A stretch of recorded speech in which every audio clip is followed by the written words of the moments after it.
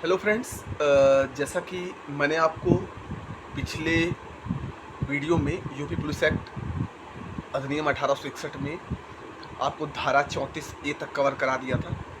आज हम धारा 35 की बात करेंगे।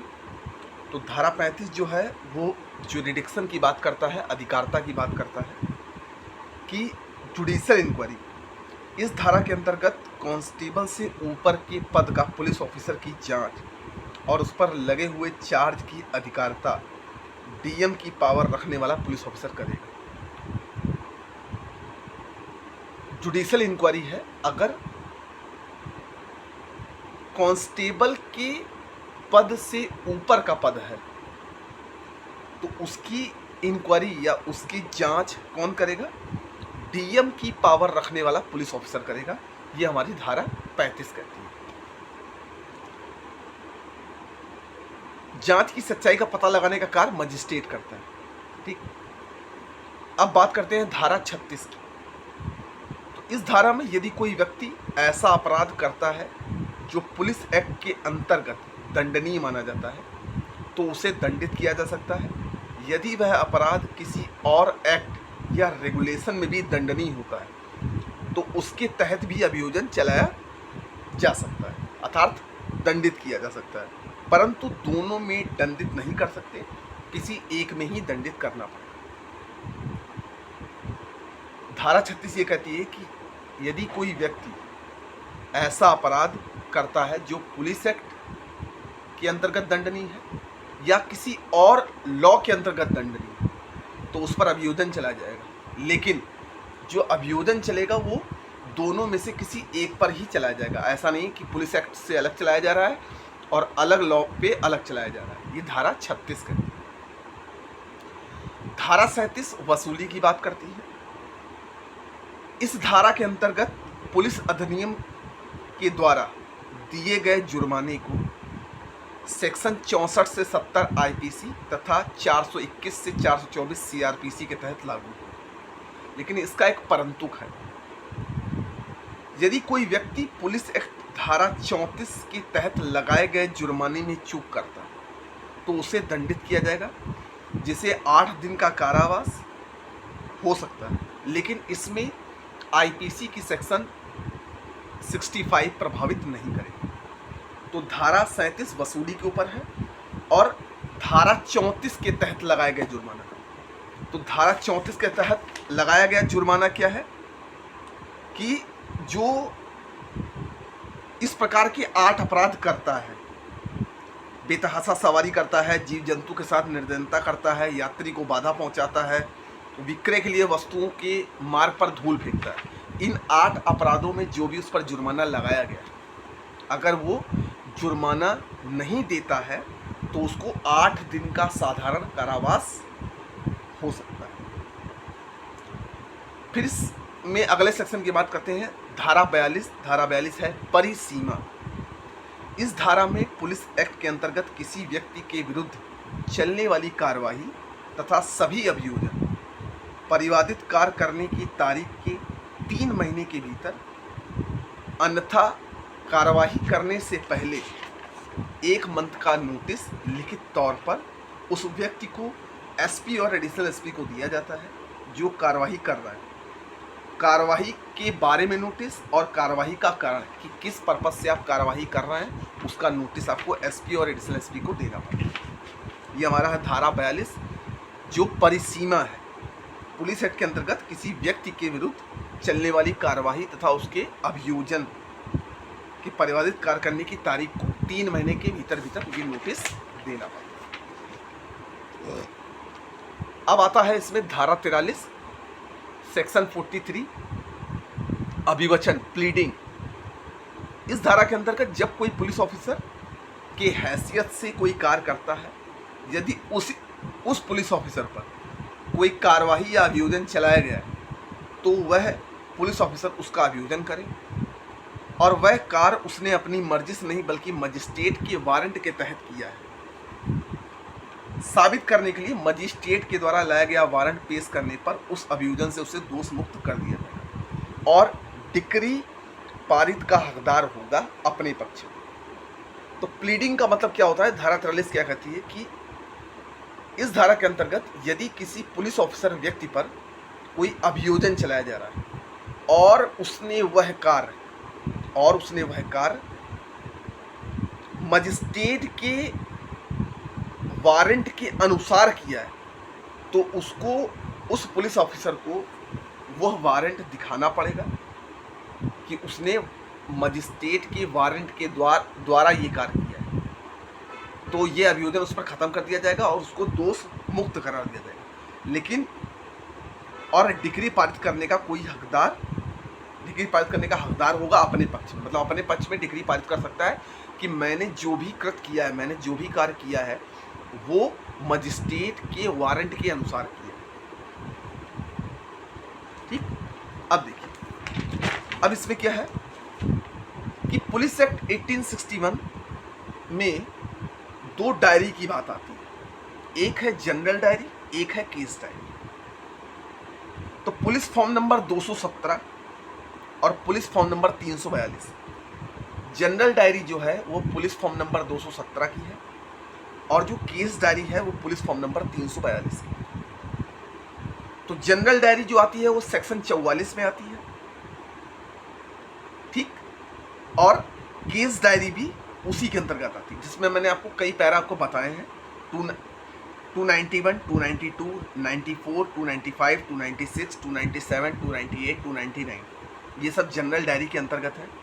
और केस डायरी में सेक्शन 172 CRPC, पैरा 291, 292, 293, पैरा 108 और 109, ये यूपी पुलिस रेगुलेशन है। अब हम थोड़ा जनरल डायरी को डिटेल्स जानते हैं कि जनरल डायरी और केस डायरी क्या क्या होती है, आखिर इसका महत्व क्या है। तो जनरल डायरी के बारे में बात करें तो पुलिस स्टेशन पर रखा जाने वाला महत्वपूर्ण दस्तावेज होता है general diary. General diary SP के द्वारा बांटी जाती है, सुपरिटेंडेंट पुलिस के द्वारा बांटी जाती है, जो कि केंद्रीय सरकार प्रिंटिंग प्रेस में ही छापी जाती है। दूसरा पॉइंट, जनरल डायरी की 2 कॉपी होती है, मूल कॉपी को SP और असिस्टेंट SP को भेजी जाती है, ठीक। तीसरा पॉइंट, थाने का संपूर्ण कार्य जनरल डायरी में अंकित किया जाता है।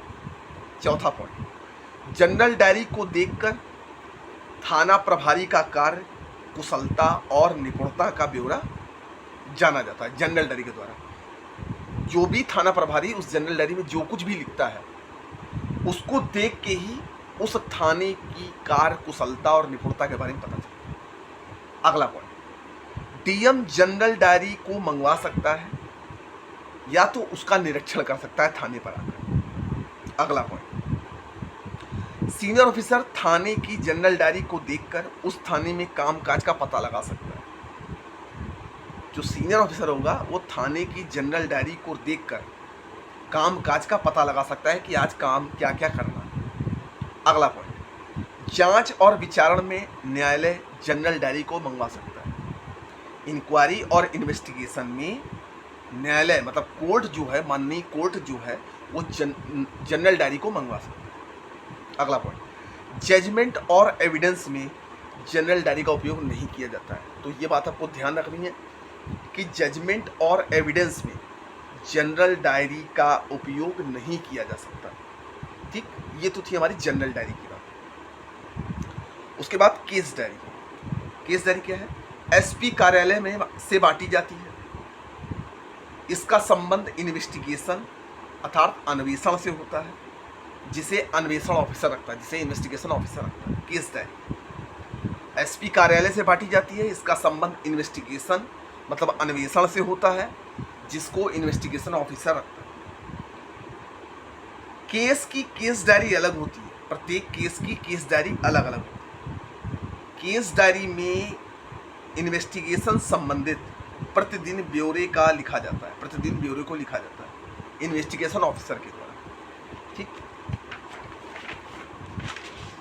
केस डायरी की 2 प्रतियां में मूल प्रतियां सीनियर ऑफिसर के पास भेजी जाती है और दूसरी थाने के पास रहती है। केस डायरी इंक्वायरी और ट्रायल में, इंक्वायरी और ट्रायल की प्रक्रिया में न्यायालय केस डायरी को मंगवा सकता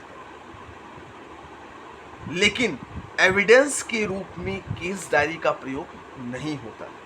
तो आप समझ गए होंगे कि जनरल डायरी और केस डायरी क्या होती है। ध्यान रखिएगा, मेंस में पूछा जाता है और बाकी प्री वाले पेपर में आपको पूछा जाता है कि जनरल डायरी किस धारा के अंतर्गत है। ठीक है, इससे संबंधित पैरा कौन कौन से हैं। तो उम्मीद करता हूं कि आप ये ध्यान रखें।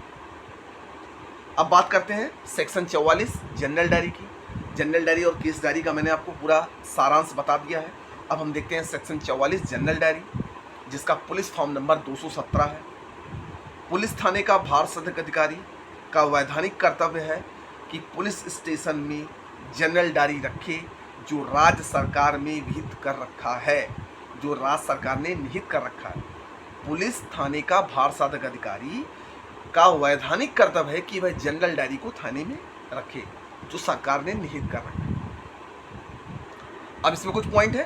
किए गए सारे परिवाद और चार्ज को लिखना, कंप्लेंट और चार्ज को लिखना, परिवाद का नाम, गिरफ्तार व्यक्ति का नाम, जिन साक्ष्यों की परीक्षा हो चुकी है, मतलब जिन साक्ष्यों की, मतलब जिन एविडेंस की एग्जामिन हो चुकी है उनके नाम, जो संपत्ति व हथियार कब्जा किया जाता है उनके बारे में जनरल डायरी में लिखा जाए। ठीक है, डीएम और कोर्ट को यह पावर है कि वह उसे मंगवा सकता है जनरल डायरी को और निरीक्षण भी कर सकता है, जो कि मैंने आपको जनरल डायरी में बताया। अब आता है इसमें सेक्शन 45, जिसको हिंदी में कहते हैं विवरणीय यानी कि डिटेल और इंग्लिश में कहते हैं रिटर्न। तो राज्य सरकार के निर्देश देने की शक्ति है डायरेक्टर जनरल कम इंस्पेक्टर जनरल या अदर पुलिस ऑफिसर को जिसे जरूरी समझे तथा सबमिट करने के लिए विहित रूप से भेजे जाएंगे। ये रिटर्न है, विवरणीय है, सेक्शन 45 के अंतर्गत आती है। राज्य सरकार के निर्देश देने की शक्ति डायरेक्टर जनरल कम इंस्पेक्टर जनरल या अदर पुलिस ऑफिसर को जिसे वो जरूरी समझे उसको विवरणीय दे सकते। डिटेल के अंदर मतलब रिटर्न मतलब विवरणीय के अंदर अपराधों का निस्तारण, गिरफ्तारी, महिला पर हुए अपराध व अन्य अपराध जिन्हें राज्य सरकार मंगा सकती है, जिससे एक सीट तैयार होती है। फिर आता है section 46 scope of police act. क्या कहता है? पुलिस एक्ट प्लेस, प्रेसिडेंसी तथा स्टेट पर स्वतः लागू नहीं। पुलिस एक्ट प्लेस, प्रेसिडेंसी तथा स्टेट पर स्वतः लागू नहीं होता।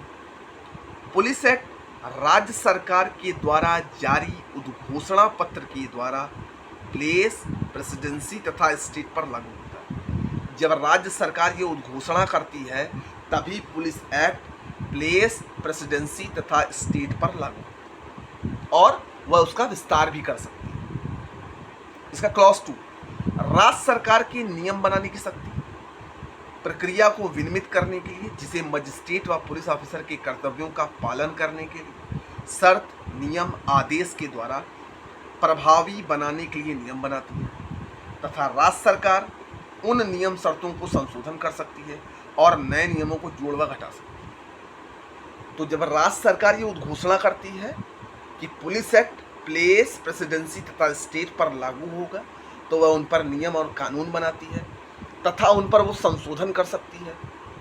प्लेस, प्रेसिडेंसी और स्टेट का विस्तार कर सकती है पुलिस एक्ट को लगाने में, ठीक है, ताकि उनमें कर्तव्यों का पालन किया जाए तथा उन पर संशोधन भी कर सकते हैं। फिर आता है सेक्शन 47 जो कि पुलिस एक्ट मतलब पुलिस अधिनियम 1861 का लास्ट सेक्शन है।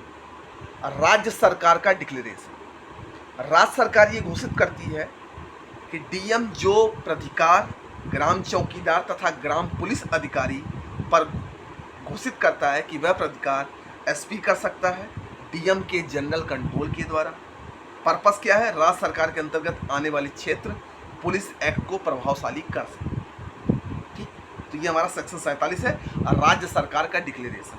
राज्य सरकार ये घोषित करती है कि डीएम जो प्राधिकार ग्राम चौकीदार और ग्राम पुलिस अधिकारी पर घोषित करता है वही प्राधिकार एसपी कर सकता है जो डीएम के जनरल कंट्रोल के अंदर होगा। पर्पस राज्य सरकार के अंतर्गत आने वाले क्षेत्र पुलिस एक्ट को प्रभावशाली कर सकते हैं। ठीक, तो मैं उम्मीद करता हूँ कि जिसने यहाँ तक वीडियो देखा होगा, इस पुलिस अधिनियम की 3 से 4 वीडियो हैं जिसमें मैंने पूरा आपको डिटेल से बताया है, सेक्शन 1 से लेकर सेक्शन 47 तक कौन कौन से सेक्शन इंपॉर्टेंट है, किन किन सेक्शन को आपको किस किस सेक्शन के साथ पढ़ना है, सारा मैंने डिटेल से बताया है।